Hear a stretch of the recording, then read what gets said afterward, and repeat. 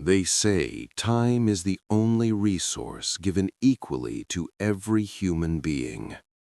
The richest man in the world and the homeless person on the street corner both have the same 24 hours in a day.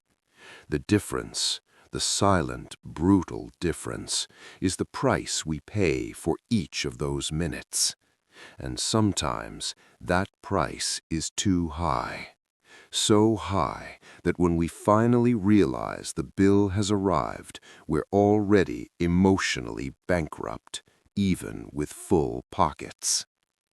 This is the story of a man named Roger, but if you listen carefully, you may realize this story isn't just about him. It might be about you. Roger was the kind of man society applauded. At 42, he had reached what people called the top. He was a director in a multinational company. He drove an imported car that smelled like new leather. He lived in a gated community where silence was the rule. He was his mother's pride, his neighbor's envy, the example mentioned at every family gathering. But inside, Roger lived in an invisible prison. He grew up poor, the son of factory workers. As a boy, he used to stare at his worn-out shoes at school and make a promise to himself. My child will never live like this. What started as a noble promise slowly became a dangerous obsession. Roger convinced himself that love was provision. To him, being a good father didn't mean being present. It meant making sure nothing was missing. His life ran like a steel machine, crushing him a little more each day. The alarm rang at 5 in the morning. Before the sun rose, he was already answering emails, the blue glow of his phone lighting his tired face. Breakfast was swallowed standing up. His wife, Helen, tried to talk about small things. Their 7-year-old son, Lucas, sat quietly at the table. Roger nodded. He didn't listen. His mind was already somewhere else. He left before Lucas woke up. Most nights he returned after the boy was asleep. Lucas became a photograph on Roger's desk, a silhouette under blankets, a room filled with expensive toys. Toys bought to replace presents. Roger wasn't buying gifts, he was buying silence from his own conscience. But children don't measure love the way adults do. They don't understand the value of money. They understand the value of presence. Lucas felt his father's absence like a missing limb. He didn't want the video game. He wanted his father to watch him play. Then came the night that changed everything. A rainy Tuesday, heavy, gray. Roger arrived home close to 10 at night, exhausted, frustrated. He loosened his tie and sat in the dark living room, hoping for 5 minutes of peace. Soft footsteps echoed down the hallway. A small voice broke the silence. "Dad?" Lucas stood there in blue pajamas, holding an old stuffed bear. Roger sighed mildly. He didn't even turn around. He snapped that the boy should be asleep. Lucas said he had been waiting. He wanted to ask something. "How much do you make per hour?"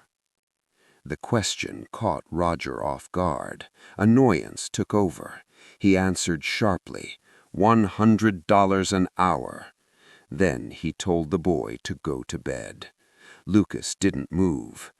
"Can you lend me $50? That was enough. Roger exploded. He accused his son of being selfish, of caring only about money, of not caring whether his father was okay. Lucas didn't cry out loud. He lowered his head and walked back to his room. The door closed softly. Roger stood there alone. As the anger faded, guilt took its place. Something about the boy's eyes wouldn't leave his mind. Roger walked down the hallway, opened the bedroom door. Lucas was awake, his eyes red from silent tears. Roger sat on the edge of the bed. He apologized. He pulled $100 bill from his pocket and handed it to his son, said he didn't have change. Lucas didn't smile. Instead, he reached under his pillow and pulled out a small pile of coins and old bills, money saved over months. Carefully he counted, then placed his money on top of his father's bill. "Dad," he said quietly, "I had 50 saved. Now I have 100. Roger frowned, confused. He asked what the boy wanted to buy. "I don't want a toy." Lucas pushed the money against his father's chest. "Dad, can I buy 1 hour of your time?" Silence filled the room. "Tomorrow, can you leave work early and have dinner with me?" In that moment, everything lost its value.